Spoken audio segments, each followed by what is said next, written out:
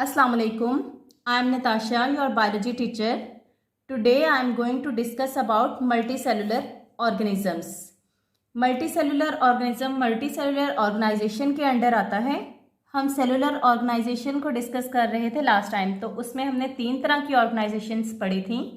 एक थी unicellular organisation, second one colonial organisation and third one is the multicellular organisation. उसमें हमने unicellular organisation को देखा, जिसमें हमने यूग्लिना को देखा, पैरामीशियम थी उसकी एग्जाम्पल। उसके अलावा हमने क्लोनियल ऑर्गेनाइजेशन को डिस्कस किया, जिसके एग्जाम्पल में हमने वॉल्वॉक्स को पढ़ा। वॉल्वॉक्स जो 100 ऑफ वॉल्वॉक्स एल्गा मिलके एक कॉलोनी बनाते हैं। और हमने मल्टीसेलुलर ऑर्गेनाइजेशन को डिस्कस किया था। उसके एग्जाम्पल्स में हमने फ्रॉग और मस्टर्ड प्लांट और फ्रॉग के एग्जाम्पल्स देखी थी। तो आज हमने इनको इन डिटेल स्टडी करना है कि फ्रॉग क्या है और मस्टर्ड प्लांट क्या है। तो सबसे पहले तो हम इनके साइंटिफिक नेम्स की बात कर ली जाए। स्टूडेंट्स, साइंस में हर ऑर्गेनिजम्स को साइंटिफिक नेम्स दिए जाते हैं, तो वो नेम्स यूनिवर्सली हर जगह अडॉप्ट किए जाते हैं। मस्टर्ड प्लांट का साइंटिफिक नेम है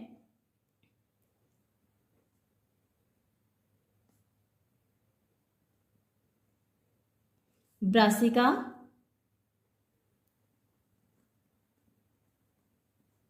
कैम्पेस्ट्रिस।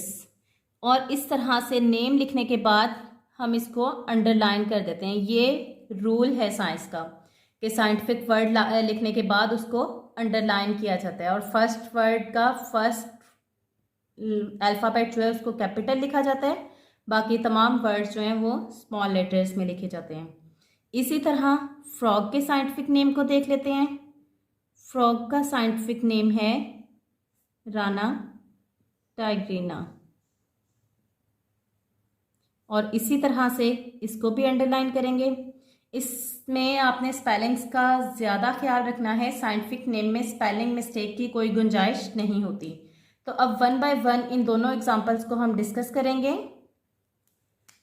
जी। तो मस्टर्ड प्लांट जिसको आप सब लोग जानते होंगे, सरसों का पौधा भी कहा जाता है। तो अगर मस्टर्ड प्लांट की बात की जाए तो इसमें कुछ पॉइंट्स आपको याद करने हैं। मस्टर्ड प्लांट विंटर में सो किया जाता है, साउंड इन विंटर में सो किया जाता है, और हम सारा साल इसकी सब्जी यूज़ करते हैं। सरसों का साग हम खाते हैं, और सीज़न के एंड पे जब सरसों का साग ख़त्म हो जाता है तब ये सीड प्रोड्यूस करता है, sown in winter and produces seeds at end of winter. यानी विंटर के स्टार्ट में इसको सो कर दिया जाता है और विंटर के एंड पे ये सीड्स प्रोड्यूस कर देता है। और उसके अलावा फिर जब हम इसको सो कर देते हैं, इसकी जो प्लांट बॉडी है, प्लांट बॉडी, इसके लीव्स, इसके स्टेम आ जाते हैं प्लांट बॉडी में। तो plant body is used as vegetable, यानी घरों में हम इसको सब्जी के तौर पे पकाते हैं और खाते हैं। सरसों का साग जो सर्दियों में बहुत शौक से खाया जाता है। Plant body is used as vegetable. उसके अलावा इसमें काम की चीज़ है सीड्स। सरसों का तेल भी आपने सुना होगा। तो seeds are used for extracting oil, mustard oil, extracting oil. ये ऑयल बालों के लिए बहुत मुफीद होता है। उसके बाद जो मस्टर्ड प्लांट की प्लांट बॉडी है, मस्टर्ड प्लांट की प्लांट बॉडी को 2 पार्ट्स में डिवाइड किया जाता है। 2 पार्ट्स में डिवाइड किया जाता है। एक पार्ट को हम नाम देते हैं वेजिटेटिव ऑर्गन्स, और दूसरे पार्ट को हम नाम देते हैं रिप्रोडक्टिव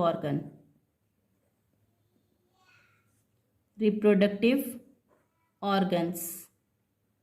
तो इनकी हम डेफिनेशन यूँ कर सकते हैं, vegetative organs are the organs which do not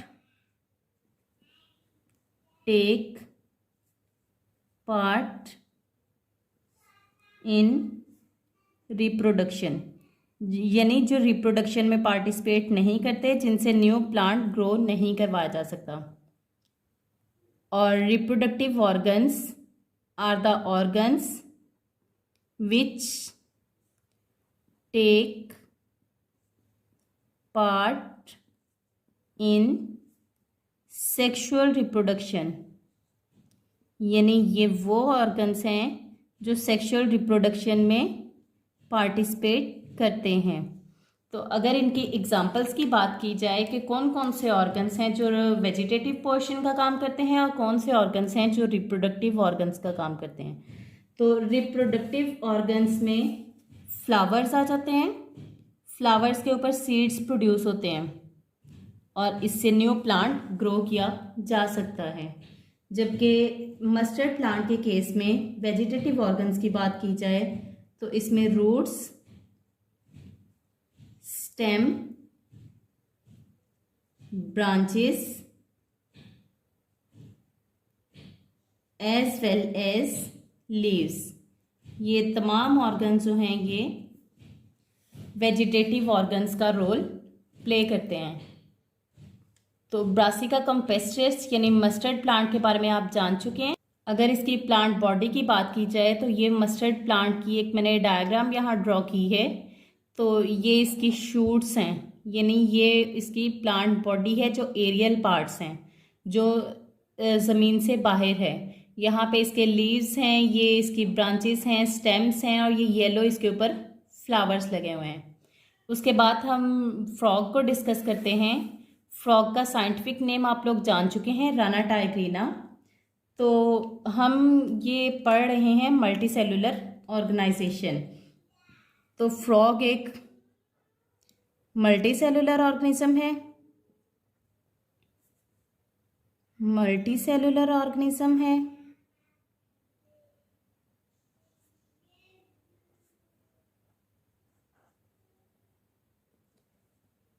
अगर मल्टी सेलुलर ऑर्गेनिजम्स को देखा जाए, मल्टी सेलुलर ऑर्गेनिज्म में ऑर्गन सिस्टम्स होते हैं।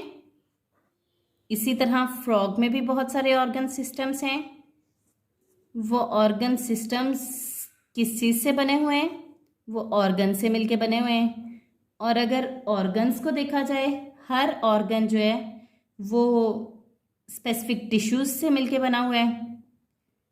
उन टिश्यूज़ में कौन कौन से टिश्यूज़ आ जाते हैं जो फ्रॉग में पाए जाते हैं? एनिमल टिश्यू, जैसा कि एपिथेलियल टिश्यू हैं उनमें जो फ्रॉग की बॉडी में पाए जाते हैं। ग्लैंडुलर टिश्यूज़ हैं। उसके अलावा मस्कुलर टिश्यूज़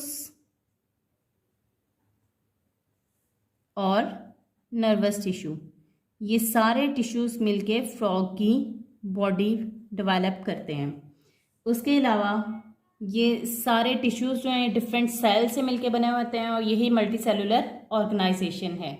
उम्मीद है आज के लेक्चर की आपको समझ आ गई होगी। आज हमारा फर्स्ट चैप्टर कंप्लीट हो चुका है। इसके बाद हम फर्स्ट चैप्टर की एक्सरसाइज को कंटिन्यू करेंगे। Thank you for watching. अल्लाह हाफिज़।